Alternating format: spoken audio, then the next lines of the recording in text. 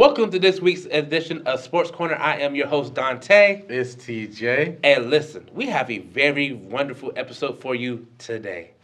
Hey, don't we, Dante? But can we talk about the bars real quick? I think the bars kind of hit. Oh, the bars? Oh, wait. Spit it TJ, Dante, have a wonderful day. Ooh. So, if you don't know, the Arizona Cardinals has finally found their head coach. It's been a long time coming. I didn't know they were ever going to get there. But they finally got their head coach, and their head coach is Los Angeles Rams former offensive coordinator Mike LaFleur. LaFleur. You got to say it with a little accent. Sound nice. But, that's actually related to Matt LaFleur, if you don't know, for the head coach of the Green Bay Packers. So that means, hey, it's a culture tree in that family. Let's talk. I want to also point out this is also the fourth OC that has been stolen from Sean McVay since he's been hired as a head coach for the Los Angeles Rams. So that just goes to show that, there's a lot of talent in that Rams staff room. So that's very interesting to know, Dante. It is. And then, TJ, I got some sad news for you, but the Las Vegas Raiders are looking to steal the Seattle Seahawks offensive coordinator, Clint Kubiak. Yeah, man. I mean, I'm mad. Of course, we can't even enjoy a light in the sun. But at the end of the day, it's a business. And what Clint Kubiak has done this season for the Seahawks is amazing. We was projected to, lose the West. And, Sam Darnold had question marks, no wide receiver one. And he changed all that, the narrative and all. Wide receiver one, Jackson Smith-Njigba led the league in receiving yards. Sam Darnold, another 14-3 season, back-to-back seasons. That's tied. Well, that's not tied, but that's top two, and he number 2 right behind Tom Brady in most wins in consecutive seasons. That's just the way the amount of the turning point that he's done for the Seahawks offense was just amazing from this season. It's been wonderful to see. I mean, Seattle is getting ready for a Super Bowl, which. You know what? We ain't going to do that yet. We going to do that. We got to get through these coaching hires, correct? Yeah, I get through the hires. We going to get there, y'all. We going to get there. But, TJ, what else we had happen in the NFL? The NFL is always consistently happening year-round, feel like. Mm-hmm. Well, I'll say this. We also had another head coaching hire for Atlanta. They have fired Raheem Morris and hired Kevin Stefanski from the Cleveland Browns. And I say that's a real interesting coaching hire because I would have stayed with Raheem Morris. I would have, too, if you want to be consistent and basic. I feel like one is more of an offensive mind, one is a defensive mind, but at the same time, they both has only accomplished about the same amount in their careers as head coaches. So that I find that very interesting. And one will be surprised, but not really, is Baltimore hiring Jesse Minter. I mean, the firing of John Harbaugh was, a little shocking, but not too much exactly. But they hired an in-hire head coach. No, my bad. A brotherly in-hire head coach, which they hired a defensive coordinator, Jesse Minter, from the Los Angeles Chargers. So they took a page from his. They dropped one brother and got someone from the other brother. Yeah. So they just made a little switcheroo. So it's still in the Harbaugh tree of Baltimore. So I see they want to stick to their roots now. Of course. Joe Brady, Buffalo. I was going to say, yes, sir. Joe Brady, Sean McDermott, a surprise. But one that I would say I kind of expected, me personally, you had consecutive seasons with Josh Allen having MVP caliber seasons. And not only that, you backed him up, after his first season, backed him up with Stephon Diggs and have yet to be done anything in the AFC. Always losing to top tier Patrick Mahomes in the playoffs, losing to teams like Baltimore, losing to teams like the Bengals. So I kind of expected that at a certain point, hiring Joe Brady, another in-house hire as well. So I thought that was a good one too. Yes, it does. Yes, it was. A couple ones we're going to just get through real quick too as well. Cleveland hired Todd Monken, former Baltimore's offensive coordinator. And then we also have Miami hired Jeff Hafley. If you do not know who Jeff Hafley is, he replaces, I would say he's the Packers defensive head coordinator, but he also worked with the Packers the Packers GM that transferred to Miami as well. Okay. So I got my apologies for getting my stuff together. But, just having both of them transition from GM to coordinator, coming to a new team, they already have that chemistry. So I feel like that's good for Miami, bringing a different culture, that Green Bay culture, down to the Bay. And then we also have the New York Giants hiring John Harbaugh, which is another great hire. A great hire for them as well. And then Pittsburgh, Mike McCarthy, after Mike Tomlin steps down, which was a surprise after, 10 winning seasons.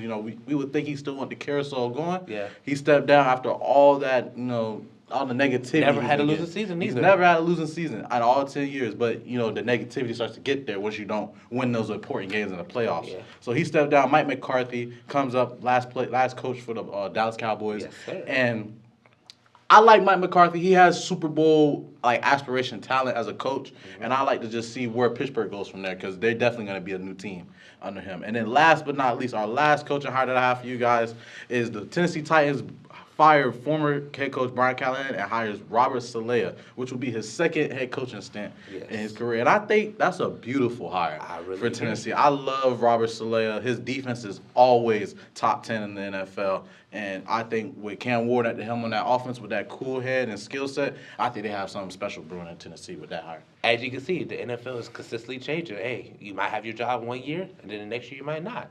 Hopefully these new coaches can go find great homes to stay for a little while. You know, you might not stay for long, but stay for a little while and help something happen. But enough of that. I'm tired of talking about coaching hires because it's an important week. It's the AFC Championship and the NFC Championship combined. Two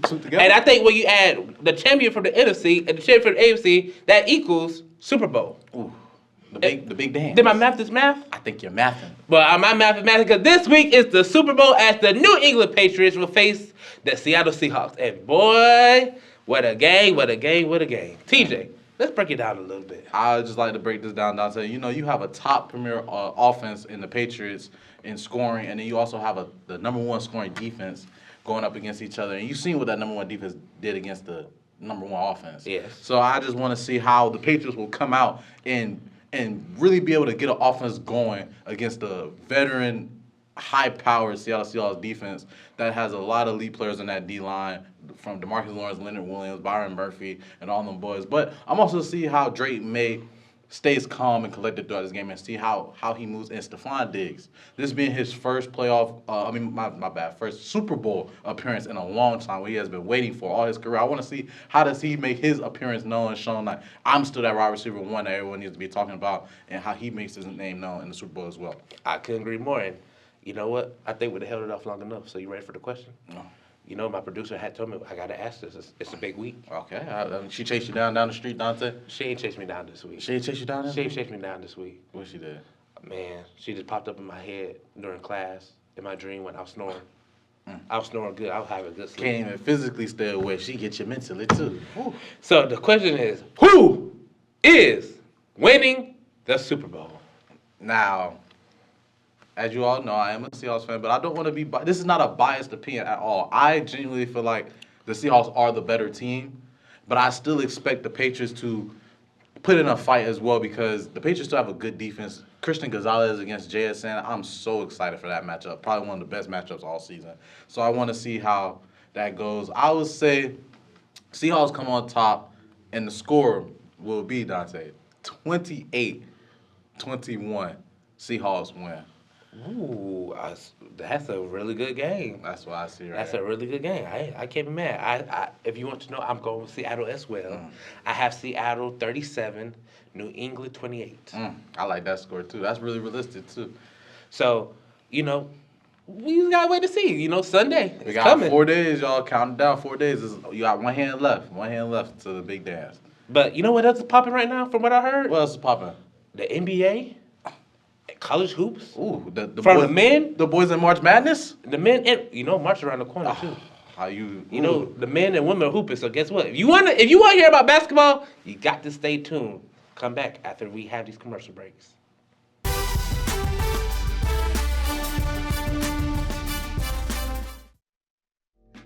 We have another one for you folks. It's a tough one for my old school hip hop heads out there. You know who we are, and you know the assignment. One has to go.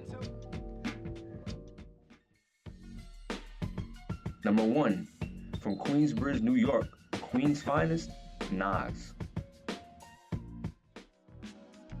Number 2, not just an actor, but rapper first, LL Cool J. Number 3, Brooklyn's finest, Biggie Smalls, aka the Notorious B.I.G. And number 4, one of hip-hop's poets, West Coast legend, Machiavelli, aka Tupac. Go and follow our Instagram at VCU Campus TV and let me know which one you will take out.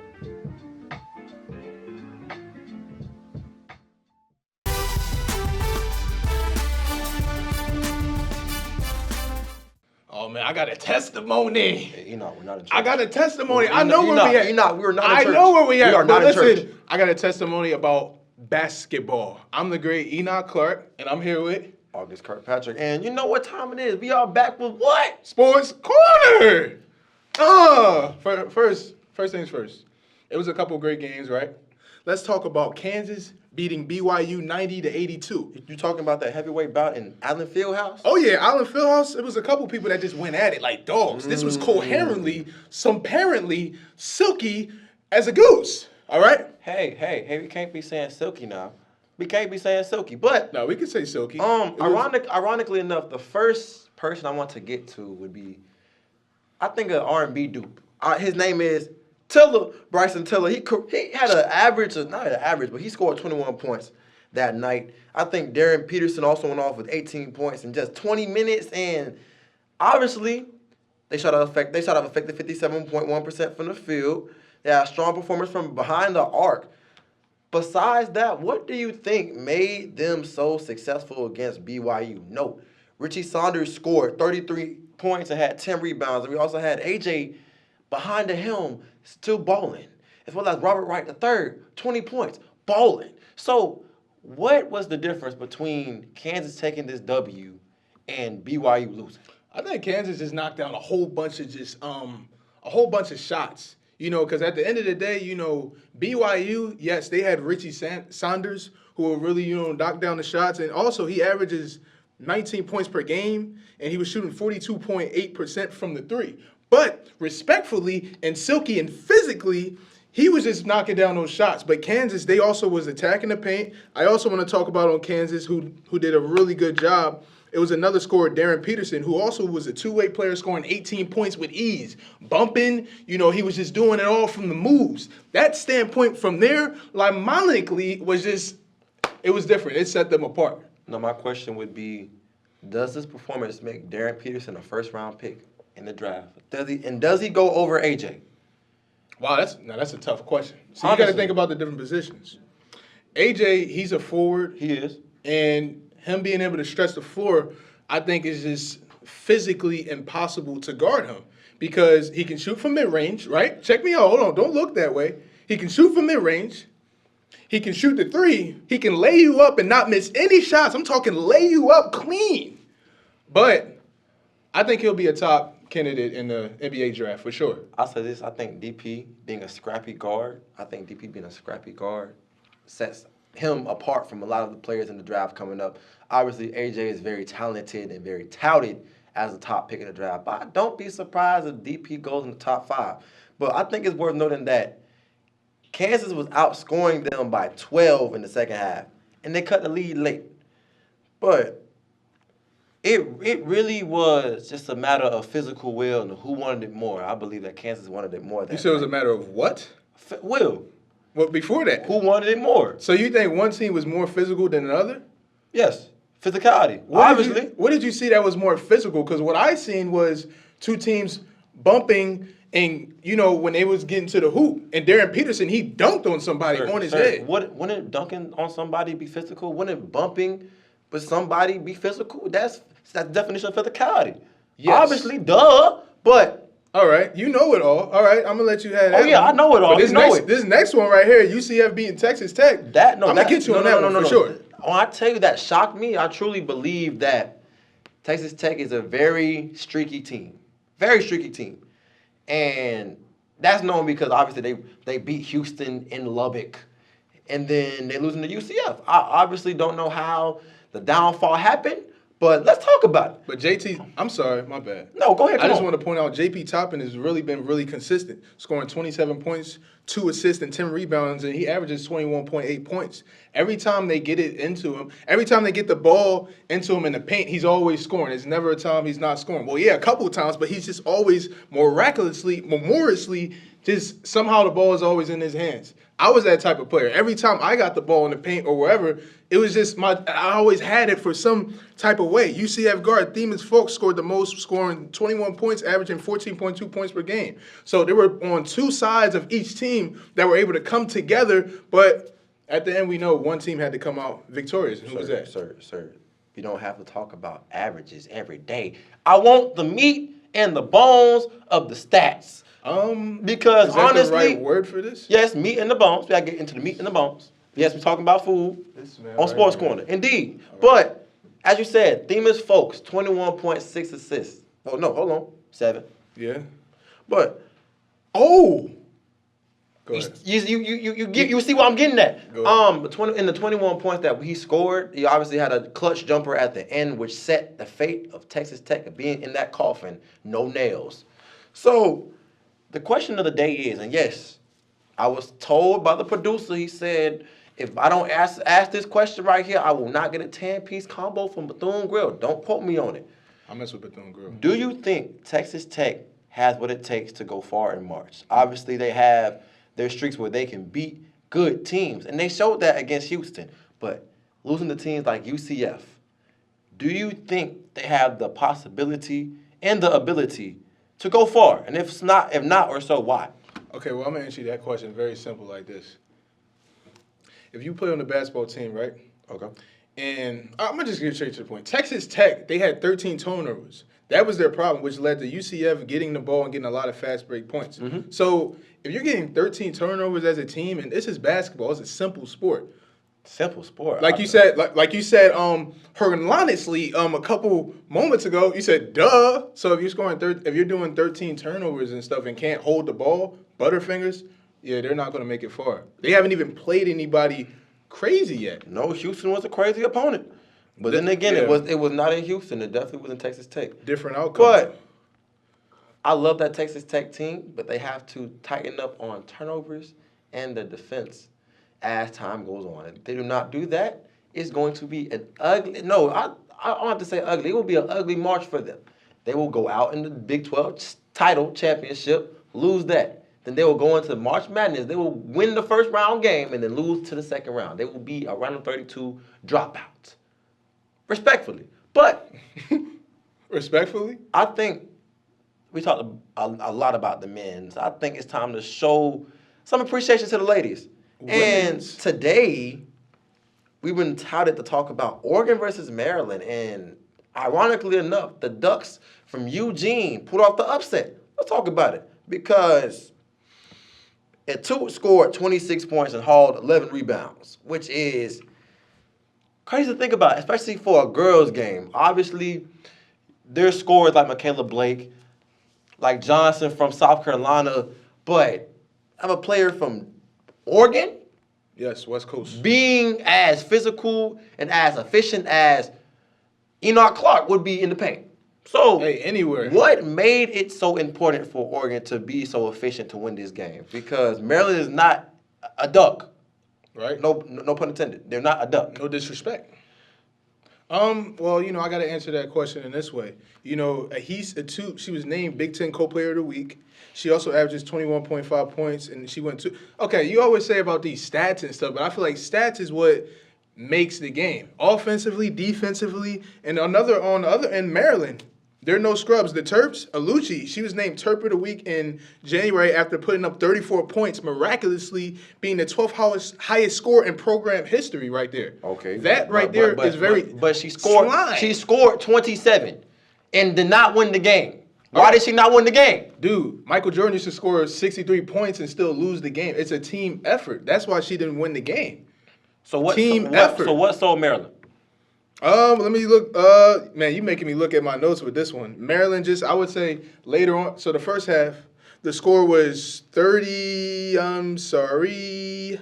In the first half, it was very close. But the second half, that's when Oregon, they started to feed their bigs, Ahis, and then they would and then once they got the hand of Ahis, they see she would just go up and stuff and not pass, and they started to kick it out and just make open shots. So I think Oregon, they just overcame Honestly, because of just, they were able to adjust. Basketball is an adjusting sport. You have to be able to adjust. You can't do the same thing every time and just, whoa, why am I not scoring? Why am I not blocking their shots? You have to adjust, and icing on the cake is everything to finish it off.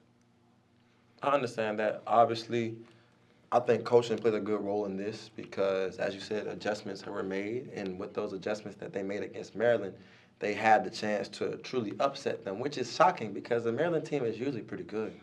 So, my last question about college today for you, Enoch Clark.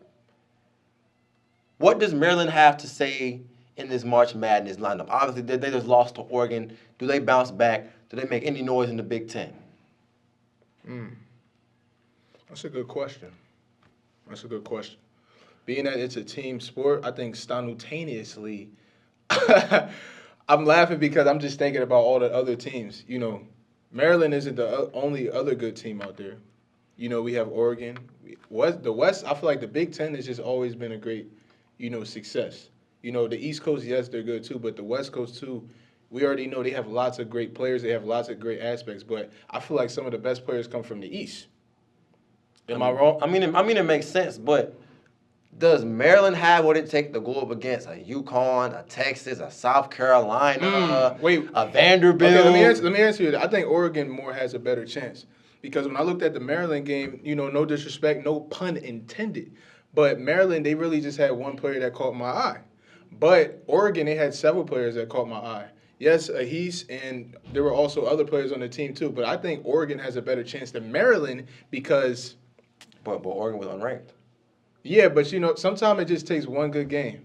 Oregon was still unranked. Sometimes the rankings doesn't mean anything. I don't want to hear it. I don't want to hear it. You don't want to hear the truth? No, Enoch, I don't. They have what it takes. Enoch, okay? I'm not about to get mad. I gave you my testimony, and that's my story, and I'm sticking to it. I'm not about to get mad about college. Okay, I mean, you can get mad, NBA. It's time for the man. NBA. Let's shoot some professional hoops. Okay. Let's get through this quick because obviously we have a lot more spicy sauce to talk about later on. Ooh. All-Star reserves. Obviously, we talked about the games being February 15th, Intuit Dome. I think some of the main stuff to highlight, obviously LeBron James going back 22 years straight. We have Scotty Barnes, Jalen Durham, Jalen Johnson, Donovan Mitchell, Karl Anthony Towns, Pascal Siakam, even though they have been playing terrible in Indiana. At least the West Side, we have Booker, KD, Anthony Edwards, Holmgren, LeBron, Jamal. I think, personally, that's a solid lineup. What do you think? I think that's a pretty solid, chronically, I feel as though that is a Sonic. I mean, I'll say Sonic. I feel like that's a solid lineup. You have the East and the West. You have people that's averaging 21 points per game to 15 points per game. You have all these different type of averages. But, also, we got to look at the bench, the people on the bench, too. Not bench, I'm sorry to say that, but we have to look at the reserves. On the Eastern Conference, did you know that this is the 75th All-Star game? And, the USA, they're separating the young players from the older players, the old heads from the young bulls. The USA Stars are going to have the younger guys. The USA Stripes are going to have the older guys. So the Eastern Conference reserves will be Scotty Barnes, Jalen Durham, Jalen Johnson. Enoch, So I already said that. I already said that. I'm sorry, man. I'm so excited. I already said that. I'm sorry. I don't want to hear it. I'm sorry. I don't want to hear it, but I think the last thing we should talk about, obviously will be talked about in the next segment. I'm not going to spoil that segment, but I will say trades. Say it with me now. Trades. Let me just say, break it down to the trades because next thing we're going into, stay right there. We'll be right back after this.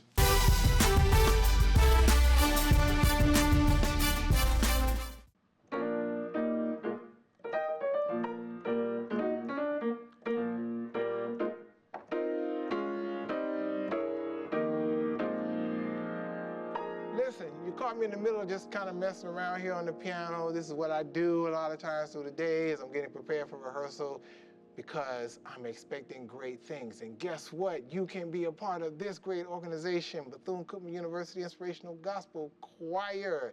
This is our rehearsal room. We rehearse in here. We have fun. We play games. We do a whole lot of stuff. Trust me, we work hard, and I fuss a lot. But you know what? You'll love it in the end. So we're looking to have you, if you're a freshman, sophomore, junior, senior, come by and see me in the office, room 104 in the music building. Trust me, I got you. I may not have great singers, but I have singers that are great. I can make a singer out of you if you really want it bad enough. Come check us out.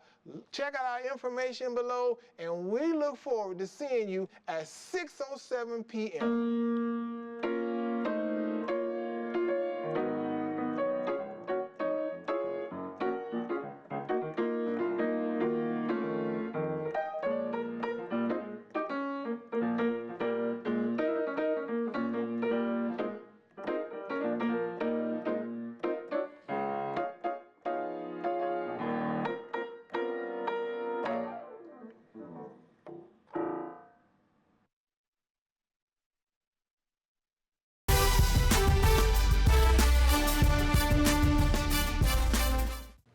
Hold up, y'all.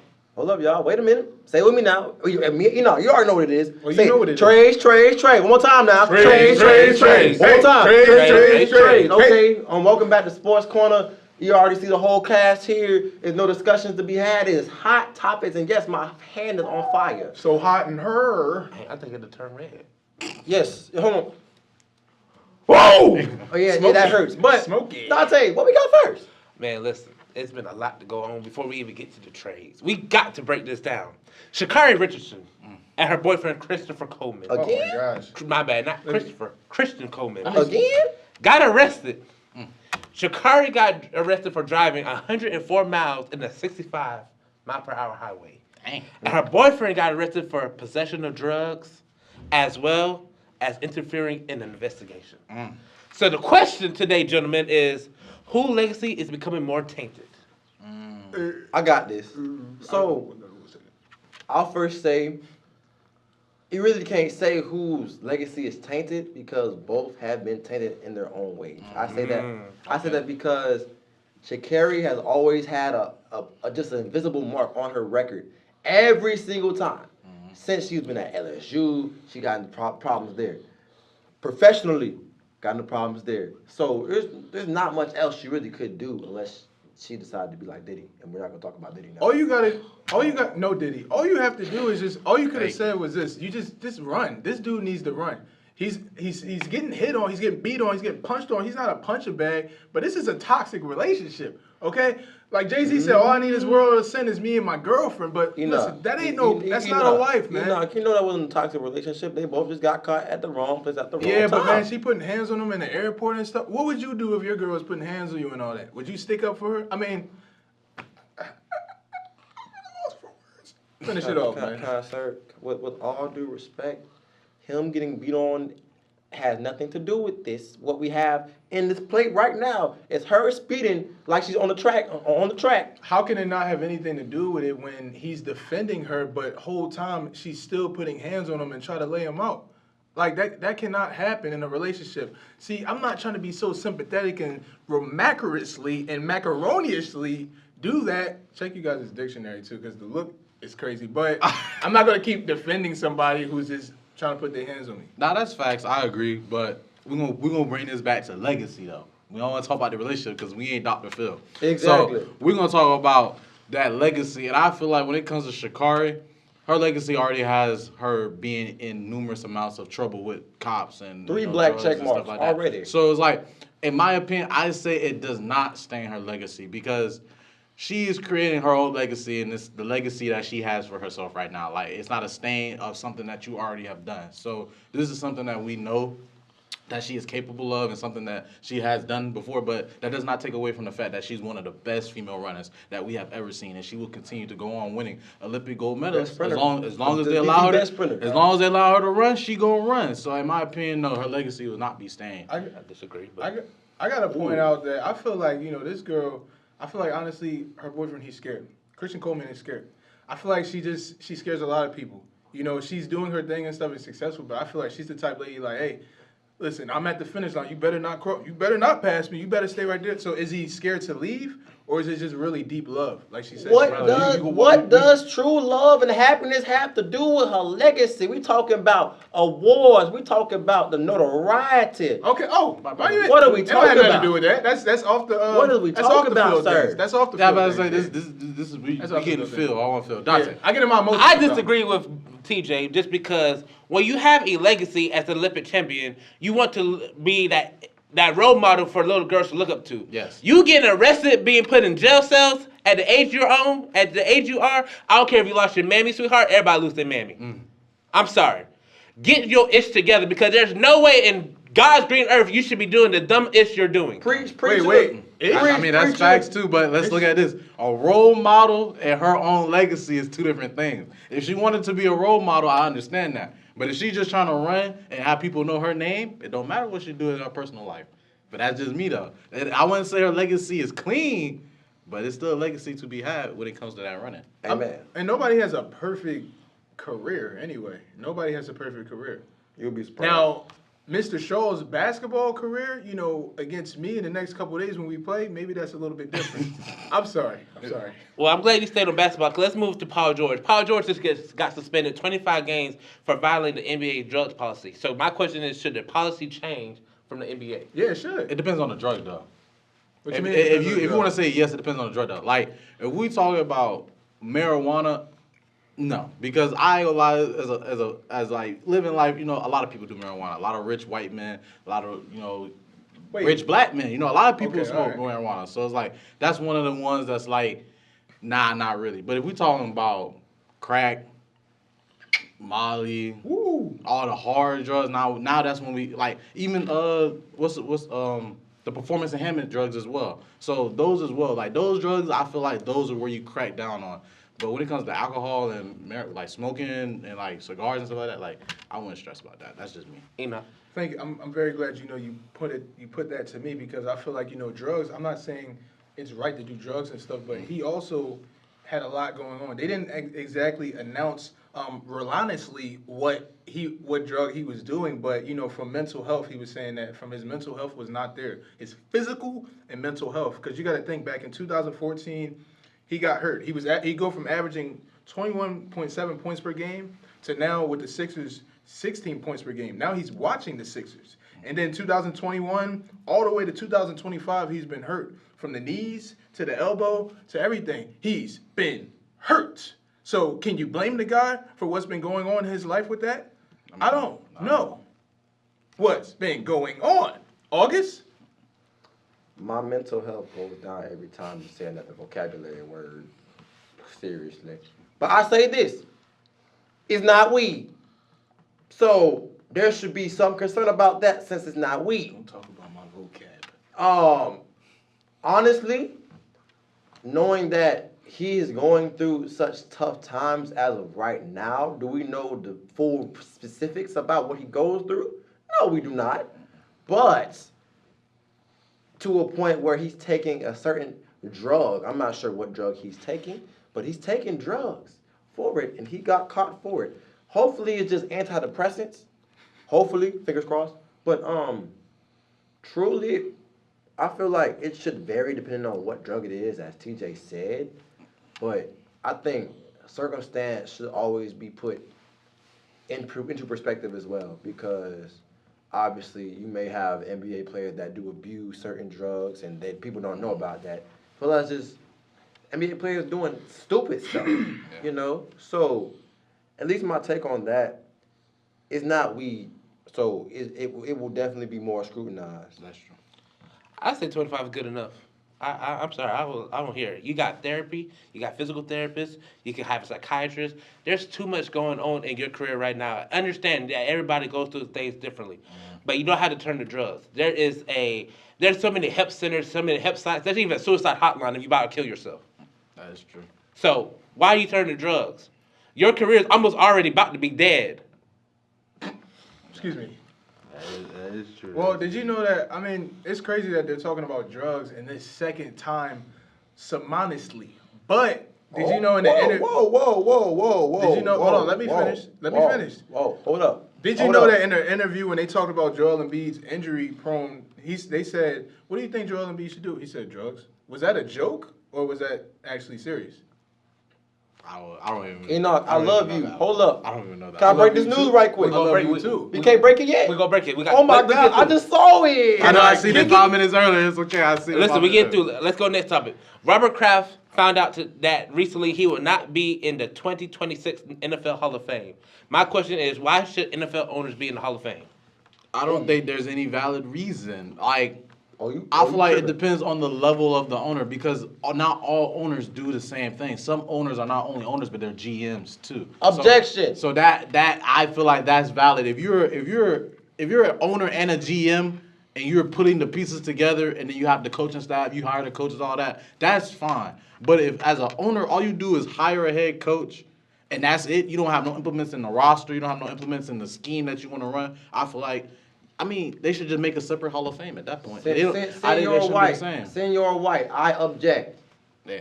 I object. And I say Overruled. I object because as Robert Kraft we talking about. We Ow. talking about Robert Kraft that took the Patriots to the Super Bowl in 1998. He took who where? I'm talking Brady about took him Robert there. Kraft that built that God squad that caused No, hell Bill to- Belichick in built the it. 2000s.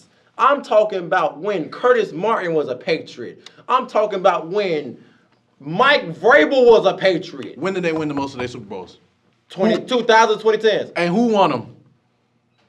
Brady. Okay. Okay. That's what happened. He was still the owner. It don't matter. You're not making no decisions to help the team win. He had 7, Other- 8 Super Bowls. He had Bill 7 to Bel- 8 Super Bill Bowls. Belichick is the one that makes the moves. He's the one who calls the plays. He's the He one has that rings. who He has rings. Yeah, Bill He has Belichick rings. has rings. He has rings. Yeah, because he's an owner. How you It's gonna still give merits. players an owner but It's not the still rings? a merit-based Oh, society. so We're they talking about need- the NFL Hall of Fame. We're not talking about wusses. We're not talking about the NBA Hall of Fame. So they need to make a separate Hall of Fame. No, I sir. feel like the NFL Keep Hall of all- Fame is meant for players and coaches So- because so with that being that's said, like hold up. implementing. Hold up. With that being said, does that mean Art Rooney should not be in the Hall of Fame right now? Talk about it. It's Art Rooney we talking about. The Steelers. You got to make a separate Hall of Fame for the owners, man. That's how I feel. An executive Hall of Fame. That's what you got. No. Enoch. I feel like as though they really should have put some more respect on that man's name. Because being the NFL owner he's the only NFL owner who offers free parking, and he privately financed, put his money out there privately to the Gillette, which is deodorant and all that stadium, which opened in 2002. That's doing something for the legacy. So I feel as though if that was me, I would very, very feel disrespected. And did you also know that there are 50 Hall of Fame voters that all cast 3 votes, so it's actually making it harder for each inductee to be inducted because you have to have at least 40 votes. So from that simultaneously voting of a situation, I feel as though it's disrespectful. All right? And you must think it's very disrespectful too by the nasty look on your face too, young man. As much as I love my co-host August, I'm had to side with TJ.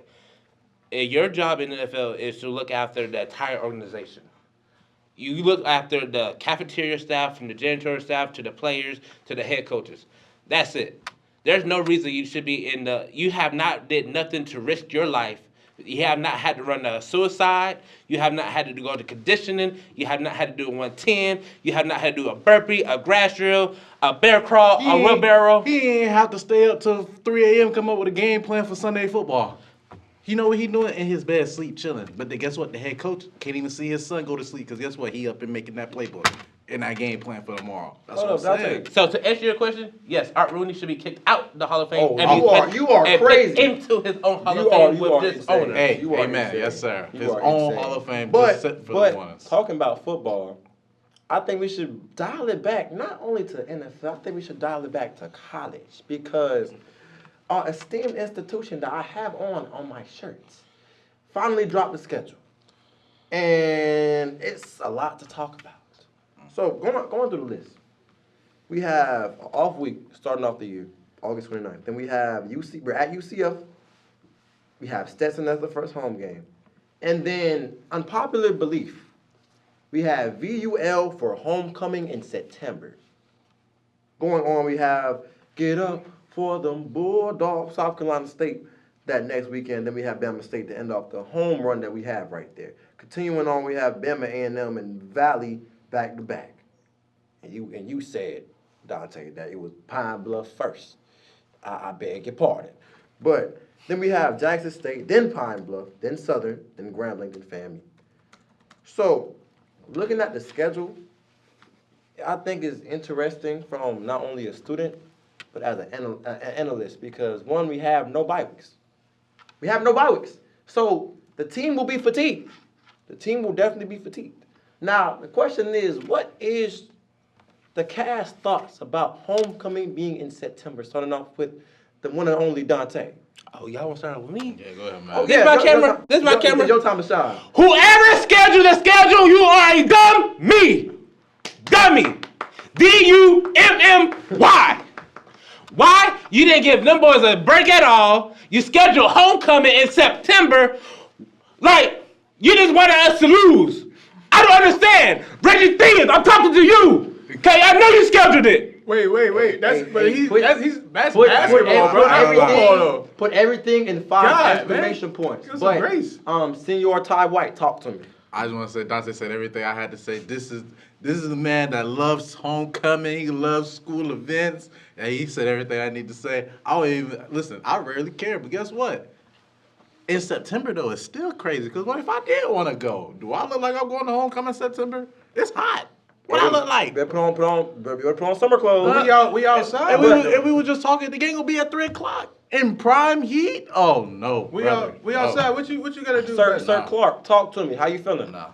I feel as though, it's my birthday month. You know, my birthday's September the 5th. You know, shout out to EC. So, I'm celebrating the whole month. So that's cool with me. I don't understand what's the problem. What you have to do better in September than you would do in October? Labor Day. Yes. Celebrate Okay. Labor Day. Amen. Merry Christmas. All right, it's Merry a holiday. Christmas. So Oh, Merry what? Christmas. I'm about to say it. It's a holiday. Christmas so in what, though? September. So it's a celebration for the school. So I don't really I feel see like, any. but that's messing with the foundation tradition of like the way things are supposed to flow. Like you're moving homecoming. Why would an alumni wants to come? You know they work in September. When you get towards the winter, you put in them hours. You can call off for break and stuff like that.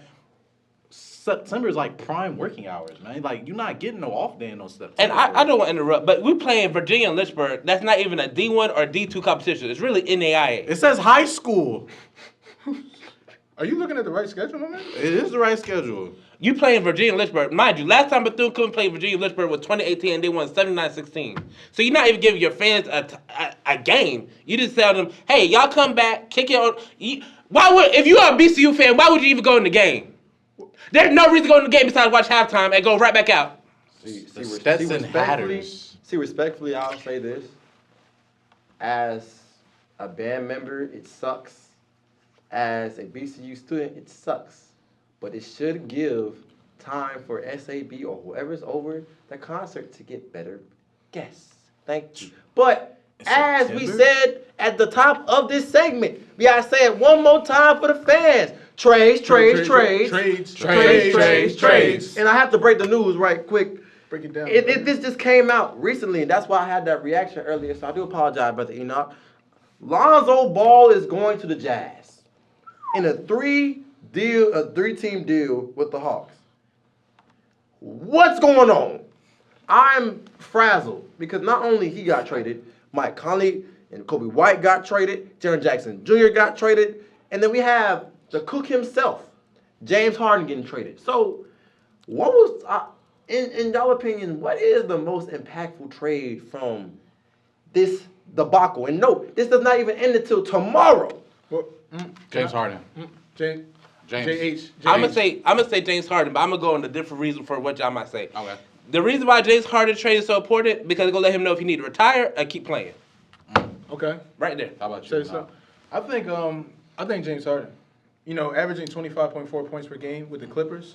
That's a good trade for Darius Garland, who's also averaging 18 points per game. Darius Garland, it gives him a. James Harden. You said 26 as a 36-year-old? Yeah, getting busy. Are we serious? Yes. Man. That's what we needed on the Philadelphia 76ers. Yes. So he's doing it with a different team. I don't know how that seems to work out, but we know James Harden, he's a good, assist man. So him and Evan Mobley will do really good on the same team. So Evan I'll Mobley ask averaging this. 17.9 points per game. I'll ask this. Does the James Harden trade make the Cleveland Cavaliers any more of a contender? Yes, No. yes it do. Yes it does. Yes it Hold does. on, hold on, Yes, it does. hold on. Yes, it does. Like I said, you I gotta heard look a no. Hold up. Dante said no. Why you say no, Dante? Because I think you gonna see him get into a younger crowd, and he won't be as impactful playing wise. I also think because James Harden is so close that it's all or nothing right now. And that peer pressure go get to James Harden and gonna make him non-impactful to the team. In fact, he's really just gonna be a sitting bump on the log, if you ask me. I say this. My man James Harden, I have the utmost faith against him, with him on the Cleveland Cavaliers. So I you think they against can win the him? chip. Oh. No, with him. My bad. Okay, with okay. him. I think James Harden's gonna ball out in a Cavaliers uniform. Like my man Enoch said, 25 points per game. Y'all probably know he probably averaging 8 to 9 assists. On top of that too, he is a playmaker at the point guard position. I don't care what y'all seen in Houston in 2018, 2019, 35 points per game. Yes, that's James Harden. But this is a new James Harden. He was forced to do that. This is what his game is supposed to look like. Facilitating the ball and killing you one-on-one basketball on the pick and roll. And then you got Donovan Mitchell, the walking bucket himself, Spider, to help him out too. He does not have to carry a load by himself. All I need is Harden to do is drop 20 points. Hold on. What does that have to do? Okay, I get what you're saying too, but he's not going to win a championship, number one. Why and not? number two, when you say older crowd, it's basketball. Basketball came out August 3rd, 1949, so it's traditionally an old sport. What does that have to do with how he's performing? Because he's gonna be one of the oldest people on the team. That's fine. But That's that's a the vet. most That's what they call experience. vets. That veteran experience Vets. to have. Yeah, on but the that team. veteran spirit go in load management just like Kawhi Leonard. I mean, but he's still playing more games. He's literally the record of the Clippers right now is where it is because of James Harden playing the games he's playing. Because he fit into that role. But hold on, He my won't brother. fit into the role. Why not? Blasphemous. Why? But hold on, my Blasphemous. Why? Older Blasphemous. players- older players- Because he's too old. Why? He's not ready to get up anyway. He's gonna be Donovan Mitchell. It's gameplay. Wait, grandpa's It's gameplay. Players like James Harden, which is a grandpa, I have one they're more injury question prone for the because of Cavs. their bones, I arthritis. have one more so I question for the understand. Cavs. Enoch, I have one more question for the Cavs. But honestly, you don't even know that. I have 4 duos that are better than your vocabulary words. I have Keontae George and Jaren Jackson Jr. I have Trae Young and Anthony Davis. That's I have Kawhi Leonard and Darius Garland. And I have James Harden and Evan Mobley. Who will be the better duo and why? James Harden and Evan Mobley, because not only can Evan Mobley run the pick and pop, who's stopping him when he gets full speed to the paint? And then not only that, James Harden with the step back three. LeBron James. James Harden with the midi. James Harden with the perfect pass to a three-point shooter in the corner. I feel like they could run the perfect pick and roll offense with James Harden. What? And the Cavaliers, and then have Donovan Mitchell sit there and they say, if I need a bucket, go get it. So what about if they go to the West, if they're playing the Lakers? Now, you got LeBron James, Luka in the Doncic. East, I say they could dominate the East. All right. When it gets to the West, that's when things get shaky because we know all the best teams are in the West. So what about even when they play against the Sixers? VJ Escombe, Better. Joel Embiid. They better. Tyrese Can I- Maxey. Can I And be they're so better real? than that? Can I be Yes. so real? Tyrese Maxey's Yes. averaging It 29 don't points matter. per He game. can't do- he not Joel gonna beat- Embiid is not the same, but The he's still getting his Cavaliers are a average. premier defensive team. So not only did they add a scorer, which Darius Garland was not a consistent scorer, they're adding a scorer, and they already have top 5 paint defense because they got 2 big men that's going to send So you shots. believe they're doing that against Giannis too? Can I Who be got Giannis- defensive player of the That's year fine. and offensive player of the year? Giannis going to drop 50, 40, but is he going to win the series? Okay. No.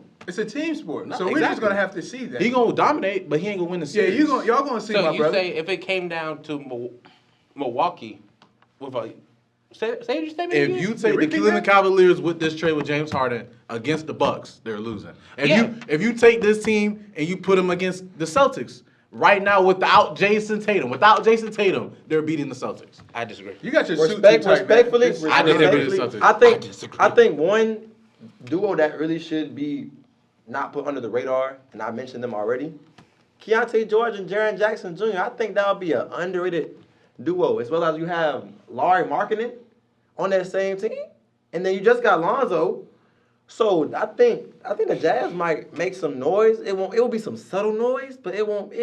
It's something to look out for, respectfully. So do you think respectfully that duo with Jaren Jackson and Keontae George will be any different than, let's see, Jaren Jackson and John Morant? Nah, Like, 'cause Oh, what's- John you can Morant's get better. traded, but I believe this. hold on, man. I believe you this. can get traded, but will it take Let's that think about it. impact? Let's think about it.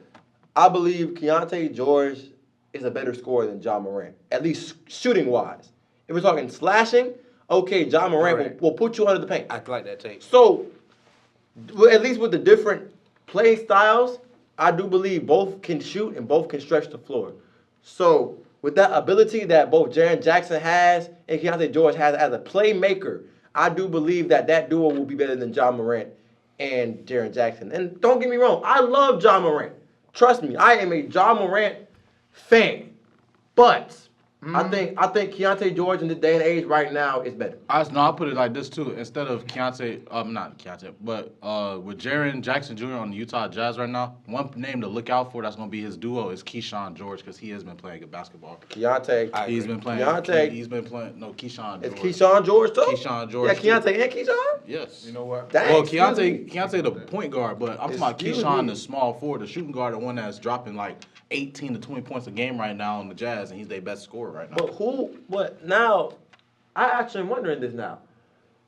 Who's at the 4, who's at the 5? Larry- Jaren Jackson Jr., Larry Markkinen. Who's at the 4, who's at the 5? Jaren Jackson Jr. at the 4, Larry Markkinen at the 5. He's I taller. think Jaren Jackson will be a great defensive stop too because a defensive presence too because remember he was also a defensive player of the year too while averaging 19 points. Mm-hmm. So that's a two-way player for you right there. However, I'll let you finish that. You let me However- finish.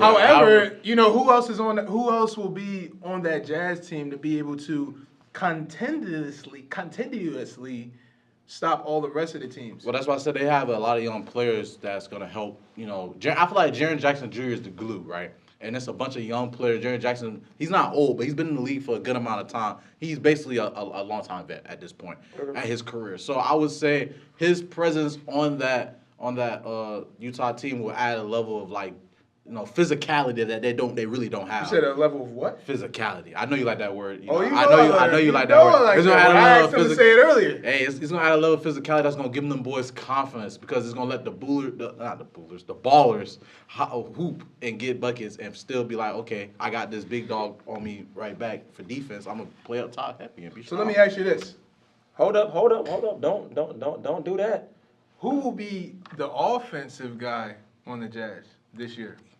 Keyshawn George, Ace Bailey, Larry Markkinen. Them all people that can score. So you think they'll be top 3?